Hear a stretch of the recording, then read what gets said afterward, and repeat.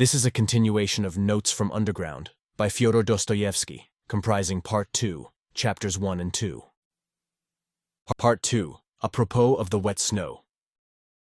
When from dark error's subjugation, my words of passionate exhortation had wrenched thy fainting spirit free, and writhing prone in thine affliction, thou didst recall with malediction the vice that had encompassed thee, and when thy slumbering conscience, fretting, by recollection's torturing flame, thou didst reveal the hideous setting of thy life's current ere I came, when suddenly I saw thee sicken, and weeping, hide thine anguished face, revolted, maddened, horror-stricken, at memories of foul disgrace.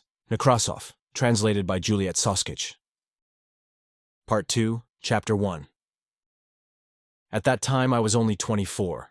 My life was even then gloomy, ill-regulated, and as solitary as that of a savage. I made friends with no one and positively avoided talking, and buried myself more and more in my hole. At work in the office I never looked at anyone, and was perfectly well aware that my companions looked upon me, not only as a queer fellow, but even looked upon me. I always fancied this, with a sort of loathing. I sometimes wondered why it was that nobody except me fancied that he was looked upon with aversion. One of the clerks had a most repulsive, pock-marked face, which looked positively villainous. I believe I should not have dared to look at anyone with such an unsightly countenance. Another had such a very dirty old uniform that there was an unpleasant odor in his proximity. Yet not one of these gentlemen showed the slightest self-consciousness, either about their clothes, or their countenance, or their character in any way. Neither of them ever imagined that they were looked at with repulsion. If they had imagined it, they would not have minded, so long as their superiors did not look at them in that way. It is clear to me now that, owing to my unbounded vanity and to the high standard I set for myself, I often looked at myself with furious discontent, which verged on loathing, and so I inwardly attributed the same feeling to everyone. I hated my face, for instance. I thought it disgusting, and even suspected that there was something base in my expression, and so every day when I turned up at the office, I tried to behave as independently as possible, and to assume a lofty expression, so that I might not be suspected of being abject. My face may be ugly, I thought, but let it be lofty, expressive, and above all, extremely intelligent. But I was positively and painfully certain that it was impossible for my countenance ever to express those qualities. And what was worst of all, I thought it actually stupid-looking, and I would have been quite satisfied if I could have looked intelligent. In fact, I would even have put up with looking base if, at the same time, my face could have been thought strikingly intelligent. Of course, I hated my fellow clerks one and all, and I despised them all, yet at the same time I was, as it were, afraid of them. In fact, it happened at times that I thought more highly of them than of myself. It somehow happened quite suddenly that I alternated between despising them and thinking them superior to myself. A cultivated and decent man cannot be vain without setting a fearfully high standard for himself, and without despising and almost hating himself at certain moments. But whether I despised them or thought them superior, I dropped my eyes almost every time I met anyone.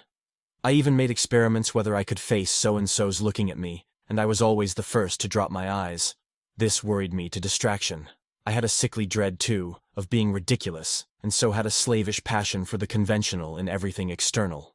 I loved to fall into the common rut, and had a wholehearted terror of any kind of eccentricity in myself. But how could I live up to it? I was morbidly sensitive as a man of our age should be. They were all stupid, and as like one another as so many sheep. Perhaps I was the only one in the office who fancied that I was a coward and a slave, and I fancied it just because I was more highly developed. But it was not only that I fancied it, it really was so. I was a coward and a slave. I say this without the slightest embarrassment. Every decent man of our age must be a coward and a slave. That is his normal condition. Of that I am firmly persuaded.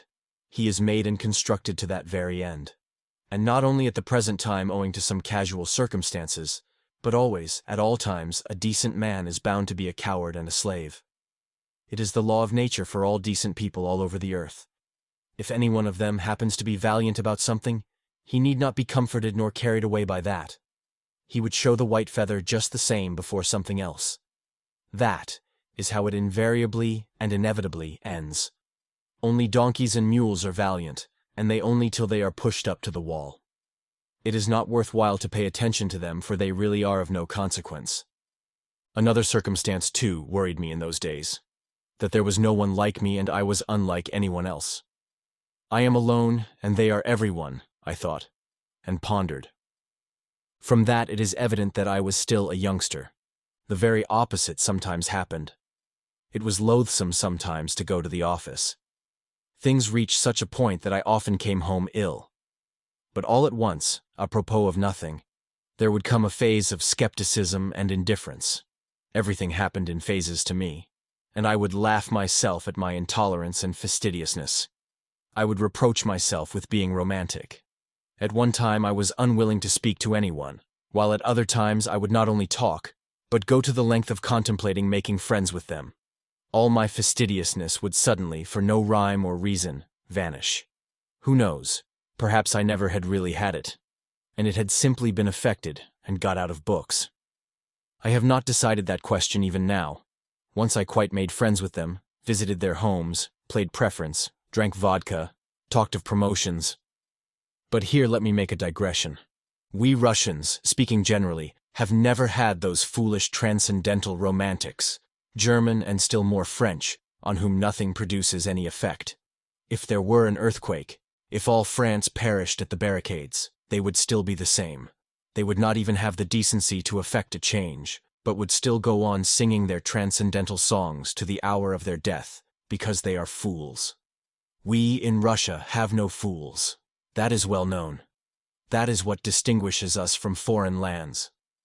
Consequently, these transcendental natures are not found amongst us in their pure form. The idea that they are is due to our realistic journalists and critics of that day, always on the lookout for Kostanzhoglos and Uncle Pyotr Ivanitchs, and foolishly accepting them as our ideal. They have slandered our romantics, taking them for the same transcendental sort as in Germany or France.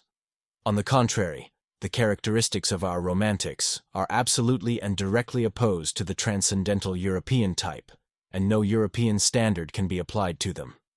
Allow me to make use of this word romantic, an old-fashioned and much respected word which has done good service and is familiar to all. The characteristics of our romantic are to understand everything, to see everything, and to see it often incomparably more clearly than our most realistic minds see it. To refuse to accept anyone or anything, but at the same time, not to despise anything. To give way, to yield, from policy. Never to lose sight of a useful practical object, such as rent-free quarters at the government expense, pensions, decorations, to keep their eye on that object through all the enthusiasms and volumes of lyrical poems, and at the same time to preserve the sublime and the beautiful, inviolate within them to the hour of their death, and to preserve themselves also, incidentally, like some precious jewel wrapped in cotton wool, if only for the benefit of the sublime and the beautiful. Our romantic is a man of great breadth, and the greatest rogue of all our rogues, I assure you. I can assure you from experience, indeed. Of course, that is if he is intelligent. But what am I saying? The romantic is always intelligent. And I only meant to observe that although we have had foolish romantics, they don't count. And they were only so because in the flower of their youth they degenerated into Germans, and to preserve their precious jewel more comfortably, settled somewhere out there, by preference in Weimar or the Black Forest. I, for instance, genuinely despised my official work, and did not openly abuse it simply because I was in it myself and got a salary for it. Anyway, take note. I did not openly abuse it. Our romantic would rather go out of his mind, a thing, however, which very rarely happens, than take to open abuse, unless he had some other career in view, and he is never kicked out. At most, they would take him to the lunatic asylum as the King of Spain, if he should go very mad. But it is only the thin, fair people who go out of their minds in Russia. Innumerable romantics attain later in life to considerable rank in the service. Their many-sidedness is remarkable, and what a faculty they have for the most contradictory sensations. I was comforted by this thought even in those days, and I am of the same opinion now. That is why there are so many broad natures among us who never lose their ideal even in the depths of degradation. And though they never stir a finger for their ideal, though they are arrant thieves and knaves, yet they tearfully cherish their first ideal and are extraordinarily honest at heart. Yes, it is only among us that the most incorrigible rogue can be absolutely and loftily honest at heart, without in the least ceasing to be a rogue. I repeat, our romantics, frequently, become such accomplished rascals, I use the term rascals affectionately, suddenly display such a sense of reality and practical knowledge that their bewildered superiors and the public generally can only ejaculate in amazement. Their many-sidedness is really amazing, and goodness knows what it may develop into later on, and what the future has in store for us. It is not a poor material. I do not say this from any foolish or boastful patriotism. But I feel sure that you are again imagining that I am joking. Or perhaps it's just the contrary, and you are convinced that I really think so. Anyway, gentlemen, I shall welcome both views as an honor and a special favor. And do forgive my digression. I did not, of course, maintain friendly relations with my comrades, and soon was at loggerheads with them. And in my youth and inexperience, I even gave up bowing to them, as though I had cut off all relations. That, however, only happened to me once. As a rule, I was always alone. In the first place, I spent most of my time at home, reading. I tried to stifle all that was continually seething within me by means of external impressions, and the only external means I had was reading. Reading, of course, was a great help, exciting me, giving me pleasure and pain. But at times it bored me fearfully. One longed for movement in spite of everything, and I plunged all at once into dark, underground, loathsome vice of the pettiest kind. My wretched passions were acute, smarting. From my continual sickly irritability I had hysterical impulses, with tears and convulsions. I had no resource except reading. That is, there was nothing in my surroundings which I could respect and which attracted me. I was overwhelmed with depression, too. I had an hysterical craving for incongruity and for contrast, and so I took to vice. I have not said all this to justify myself. But no, I am lying. I did want to justify myself. I make that little observation for my own benefit, gentlemen. I don't want to lie. I vowed to myself I would not. And so, furtively, timidly, in solitude, at night, I indulged in filthy vice, with a feeling of shame which never deserted me, even at the most loathsome moments, and which at such moments nearly made me curse. Already even then I had my underground world in my soul. I was fearfully afraid of being seen, of being met, of being recognized. I visited various obscure haunts. One night as I was passing a tavern, I saw through a lighted window some gentlemen fighting with billiard cues, and saw one of them thrown out of the window. At other times, I should have felt very much disgusted, but I was in such a mood at the time that I actually envied the gentleman thrown out of the window. And I envied him so much that I even went into the tavern and into the billiard room. Perhaps, I thought, I'll have a fight too, and they'll throw me out of the window. I was not drunk, but what is one to do? Depression will drive a man to such a pitch of hysteria. But nothing happened. It seemed that I was not even equal to being thrown out of the window, and I went away without having my fight. An officer put me in my place from the first moment. I was standing by the billiard table and in my ignorance blocking up the way, and he wanted to pass. He took me by the shoulders and without a word, without a warning or explanation, moved me from where I was standing to another spot and passed by as though he had not noticed me. I could have forgiven blows, but I could not forgive his having moved me without noticing me. Devil knows what I would have given for a real, regular quarrel, a more decent, a more literary one, so to speak. I had been treated like a fly. This officer was over 6 foot, while I was a spindly little fellow. But the quarrel was in my hands. I had only to protest and I certainly would have been thrown out of the window, but I changed my mind and preferred to beat a resentful retreat. I went out of the tavern straight home, confused and troubled, and the next night I went out again with the same lewd intentions, still more furtively, abjectly and miserably than before, as it were, with tears in my eyes. But still I did go out again. Don't imagine, though, it was cowardice made me slink away from the officer. I never have been a coward at heart, though I have always been a coward in action. Don't be in a hurry to laugh. I assure you I can explain it all. Oh, if only that officer had been one of the sort who would consent to fight a duel. But no, he was one of those gentlemen, alas, long extinct, who preferred fighting with cues, or, like Gogol's Lieutenant Pirogov, appealing to the police. They did not fight duels, and would have thought a duel with a civilian like me an utterly unseemly procedure in any case. And they looked upon the duel altogether as something impossible, something free-thinking and French. But they were quite ready to bully, especially when they were over 6 foot. I did not slink away through cowardice, but through an unbounded vanity. I was afraid not of his 6 foot, not of getting a sound thrashing and being thrown out of the window. I should have had physical courage enough, I assure you. But I had not the moral courage. What I was afraid of was that everyone present, from the insolent marker down to the lowest little stinking pimply clerk in a greasy collar, would jeer at me and fail to understand when I began to protest, and to address them in literary language. For of the point of honor, not of honor, but of the point of honor, point d'honneur, one cannot speak among us except in literary language. You can't allude to the point of honor in ordinary language. I was fully convinced, the sense of reality, in spite of all my romanticism, that they would all simply split their sides with laughter, and that the officer would not simply beat me, that is, without insulting me, but would certainly prod me in the back with his knee, kick me round the billiard table, and only then perhaps have pity and drop me out of the window. Of course, this trivial incident could not with me end in that. I often met that officer afterwards in the street and noticed him very carefully. I am not quite sure whether he recognized me. I imagine not. I judge from certain signs.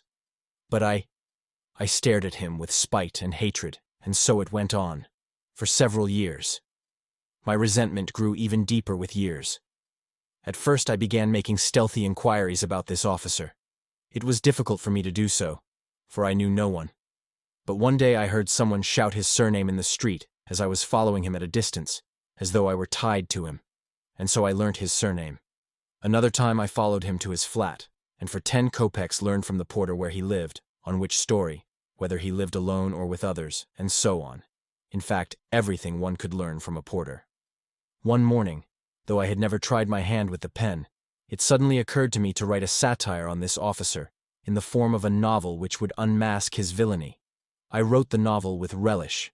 I did unmask his villainy. I even exaggerated it. At first I so altered his surname that it could easily be recognized, but on second thoughts I changed it, and sent the story to the Otechestvenia Zapiski.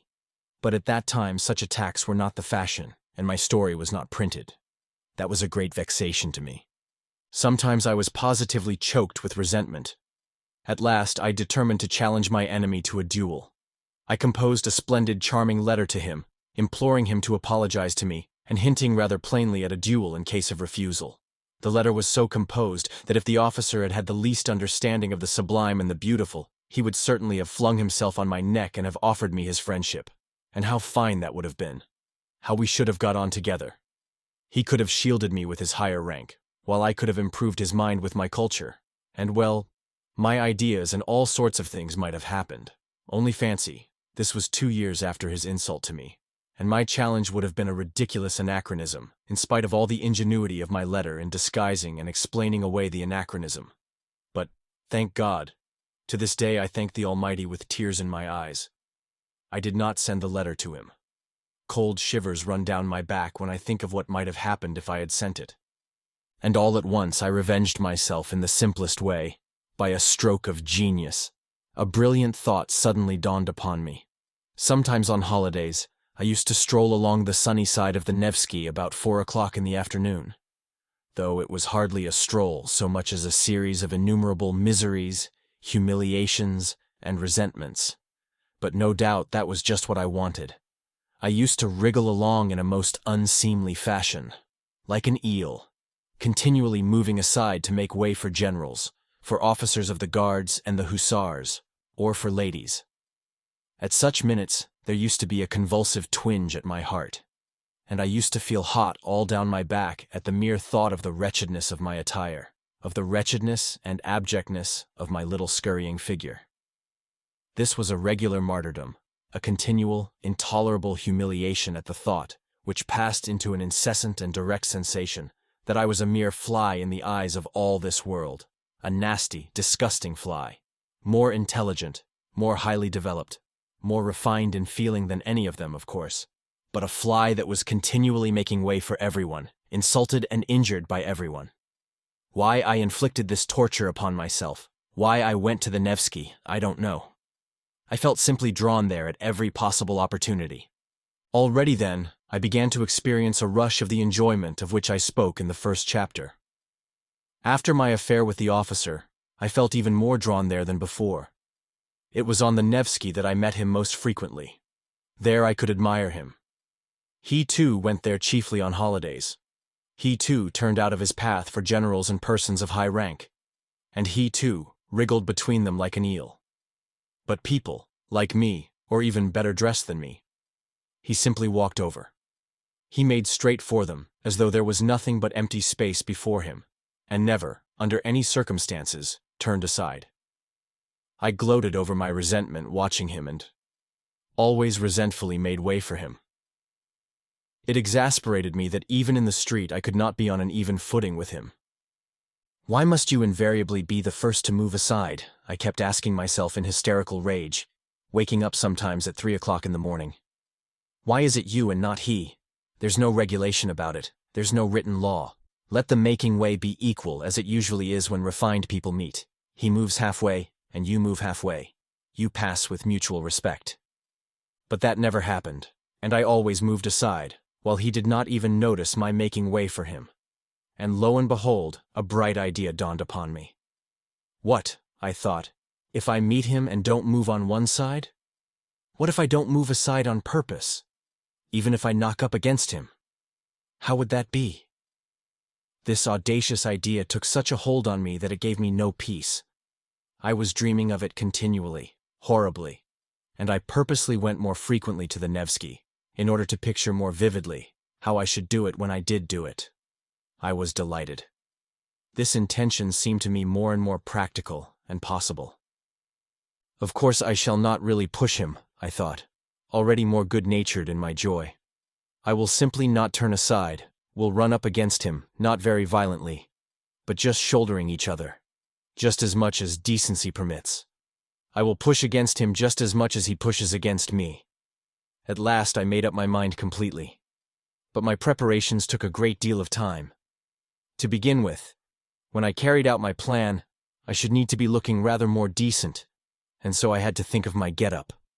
In case of emergency, if, for instance, there were any sort of public scandal, and the public there is of the most recherché, the Countess walks there, Prince D walks there, all the literary world is there. I must be well dressed. That inspires respect, and of itself puts us on an equal footing in the eyes of the society. With this object I asked for some of my salary in advance, and bought at Churkin's a pair of black gloves and a decent hat. Black gloves seemed to me both more dignified and bon ton than the lemon-colored ones which I had contemplated at first. The color is too gaudy.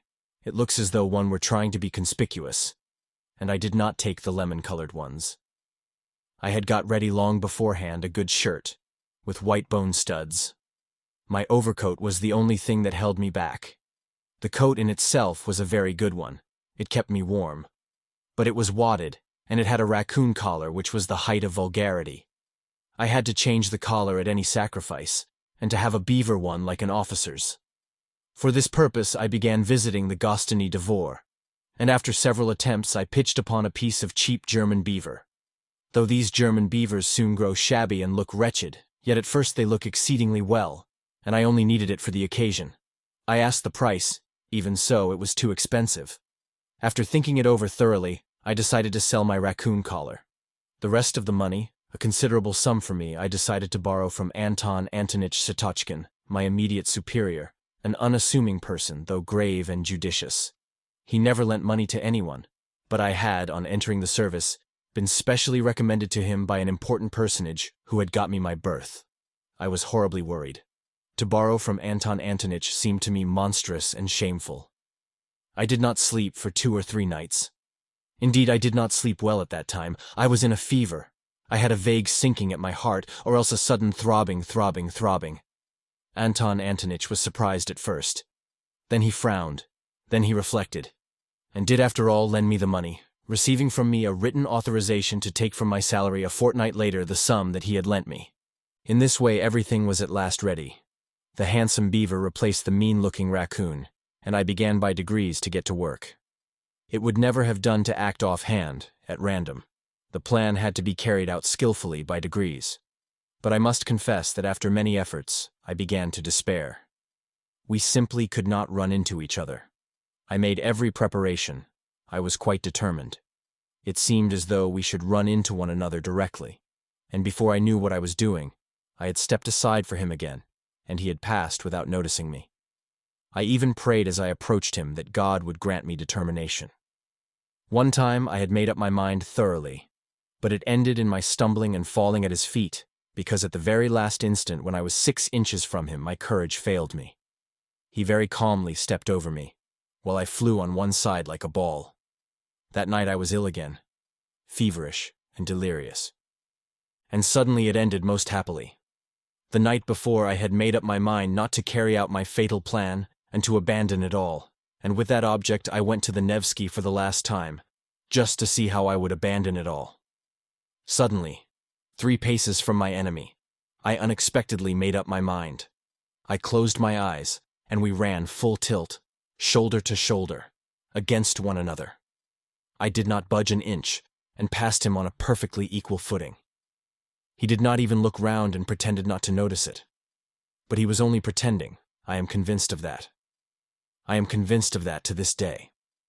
Of course I got the worst of it, he was stronger, but that was not the point. The point was that I had attained my object, I had kept up my dignity, I had not yielded a step, and had put myself publicly on an equal social footing with him. I returned home feeling that I was fully avenged for everything. I was delighted. I was triumphant and sang Italian arias. Of course, I will not describe to you what happened to me 3 days later.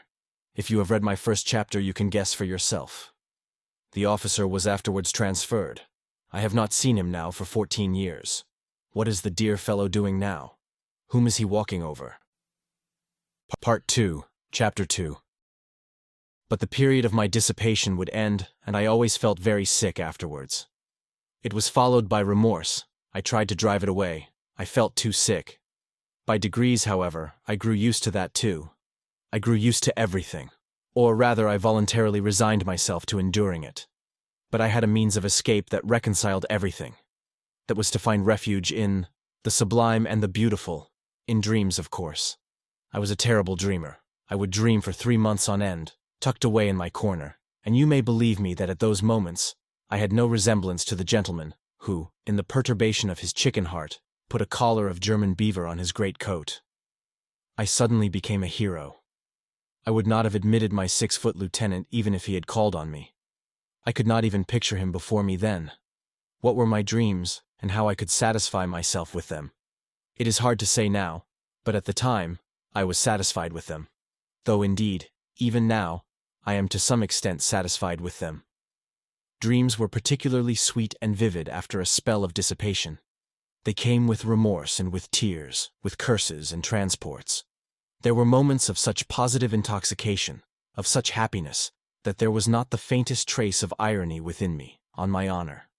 I had faith, hope, love. I believed blindly at such times that by some miracle, by some external circumstance, all this would suddenly open out, expand. That suddenly a vista of suitable activity, beneficent, good, and above all, ready-made. What sort of activity I had no idea. But the great thing was that it should be all ready for me, would rise up before me, and I should come out into the light of day, almost riding a white horse and crowned with laurel. Anything but the foremost place I could not conceive for myself, and for that very reason I quite contentedly occupied the lowest in reality.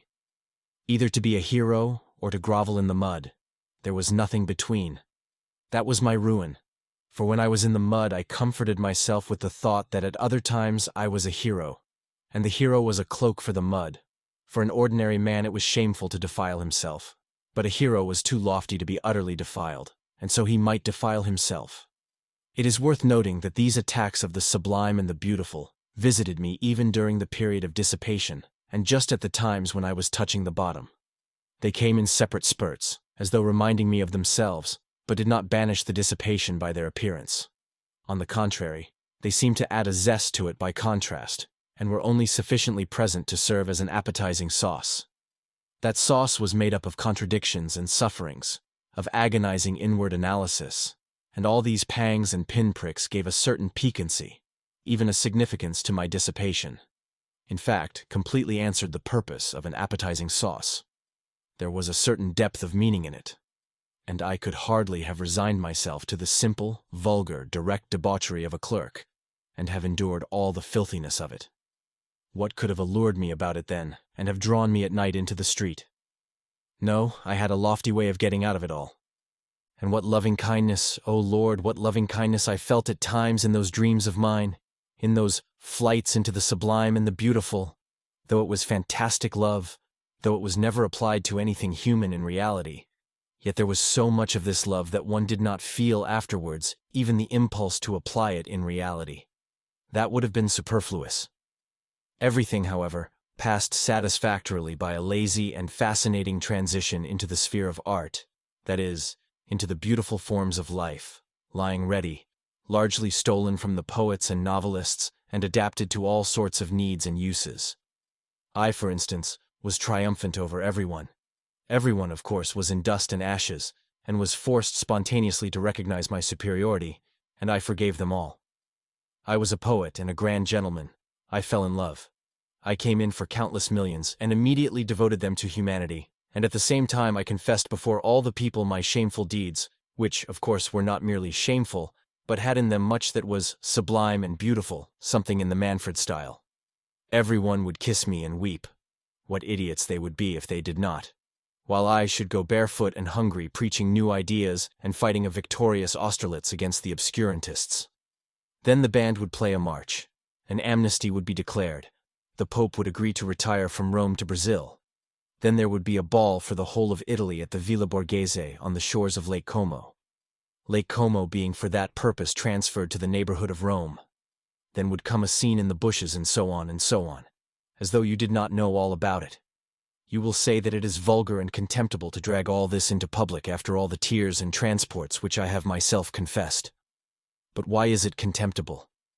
Can you imagine that I am ashamed of it all, and that it was stupider than anything in your life, gentlemen? And I can assure you that some of these fancies were by no means badly composed. It did not all happen on the shores of Lake Como. And yet you are right. It really is vulgar and contemptible. And most contemptible of all it is that now I am attempting to justify myself to you. And even more contemptible than that is my making this remark now. But that's enough, or there will be no end to it. Each step will be more contemptible than the last. I could never stand more than 3 months of dreaming at a time without feeling an irresistible desire to plunge into society. To plunge into society meant to visit my superior at the office, Anton Antonich Syetochkin.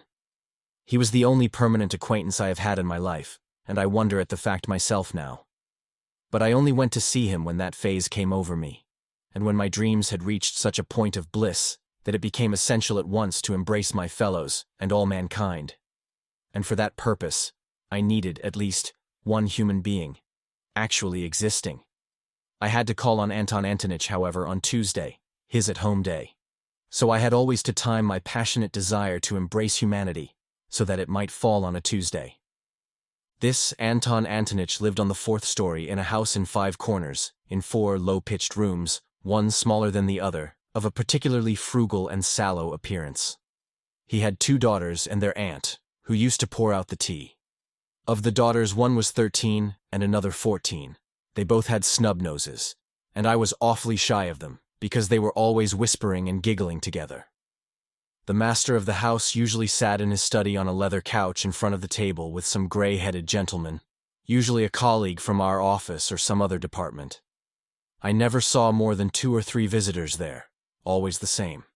They talked about the excise duty, about business in the Senate, about salaries, about promotions, about His Excellency, and the best means of pleasing him, and so on. I had the patience to sit like a fool beside these people for 4 hours at a stretch, listening to them without knowing what to say to them or venturing to say a word. I became stupefied. Several times I felt myself perspiring. I was overcome by a sort of paralysis. But this was pleasant and good for me. On returning home, I deferred for a time my desire to embrace all mankind. I had, however, one other acquaintance of a sort, Simonov, who was an old schoolfellow. I had a number of schoolfellows indeed in Petersburg, but I did not associate with them and had even given up nodding to them in the street. I believe I had transferred into the department I was in, simply to avoid their company and to cut off all connection with my hateful childhood. Curses on that school and all those terrible years of penal servitude. In short, I parted from my schoolfellows as soon as I got out into the world. There were 2 or 3 left to whom I nodded in the street. One of them was Simonov, who had in no way been distinguished at school, was of a quiet and equable disposition. But I discovered in him a certain independence of character and even honesty. I don't even suppose that he was particularly stupid. I had at one time spent some rather soulful moments with him, but these had not lasted long and had somehow been suddenly clouded over. He was evidently uncomfortable at these reminiscences, and was, I fancy, always afraid that I might take up the same tone again. I suspected that he had an aversion for me, but still I went on going to see him, not being quite certain of it. And so on one occasion, unable to endure my solitude and knowing that as it was Thursday Anton Antonich's door would be closed, I thought of Simonov. Climbing up to his 4th story, I was thinking that the man disliked me and that it was a mistake to go and see him. But as it always happened that such reflections impelled me, as though purposely to put myself into a false position, I went in. It was almost a year since I had last seen Simonov. This concludes the 3rd part of 7 total of Notes from Underground by Fyodor Dostoevsky, produced by Best Audiobooks for free.